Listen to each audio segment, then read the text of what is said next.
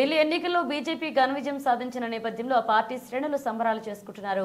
తిరుపతి జిల్లా గూడూరు పట్టణంలో బీజేవైఎం రాష్ట్ర అధికార ప్రతినిధి గెద్దలూరు మనోజ్ కుమార్ ఆధ్వర్యంలో బాణాసంచా కాల్చి మిఠాయిలు పంచుకున్నారు. ప్రజలకు మంచి చేస్తూ సుపరిపాలన అందిస్తున్న బీజేపీ పార్టీకి ఢిల్లీ ప్రజలు ఓటు వేసి గెలిపించారని, 27 ఏళ్ల తర్వాత మళ్లీ ఢిల్లీ గడ్డ మీద బీజేపీ జెండా రెపరెపలాడిందని మనోజ్ కుమార్ హర్షం వ్యక్తం చేశారు.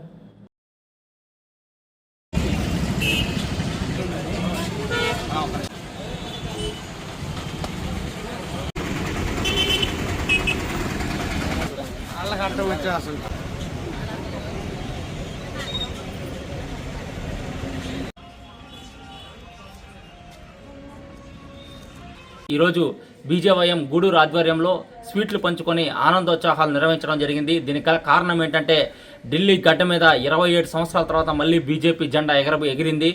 తెలుసు, ఈ యొక్క ఆమ్ ఆద్మీ పార్టీని చిత్తు చేసి ఏదైతే అవినీతికి, అదేవిధంగా ఈ యొక్క ఏదైతే లెక్కర్ స్కామ్ కానీ మిగతా స్కాములతో ఏదో ముందుకెళ్ళినటువంటి ఆమ్ ఆద్మీ పార్టీని పాతాళ లోకానికి తొక్కి బీజేపీ పార్టీ ఢిల్లీ గడ్డ మీద జెండా ఎగరేసింది.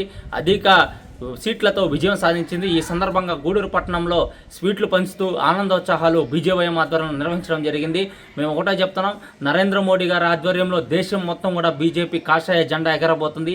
అదేవిధంగా ముఖ్యంగా తెలియజేసేది ఏంటంటే, మొన్న మహారాష్ట్రలో, మొన్న హర్యానాలో, నేడు ఢిల్లీలో, ఇంకా మిగతా చోట్ల ఏదైతే రాబోయే కాలంలో తెలంగాణలో, కర్ణాటకలో, ఆంధ్రాలో ఎన్డీఏ కూటమితో అంతా కూడా ముందుకెళ్తుంది, రాబోతుంది. బీజేపీ ప్రభుత్వాలు కూడా పటిష్టంగా ముందుకెళ్తూ ప్రజల కోసం మంచి చేస్తున్నారు. కాబట్టి ప్రజలందరూ కూడా నమ్ముతున్నారు బీజేపీని ముందడుగు వేస్తూ తీసుకోబోతున్నారు.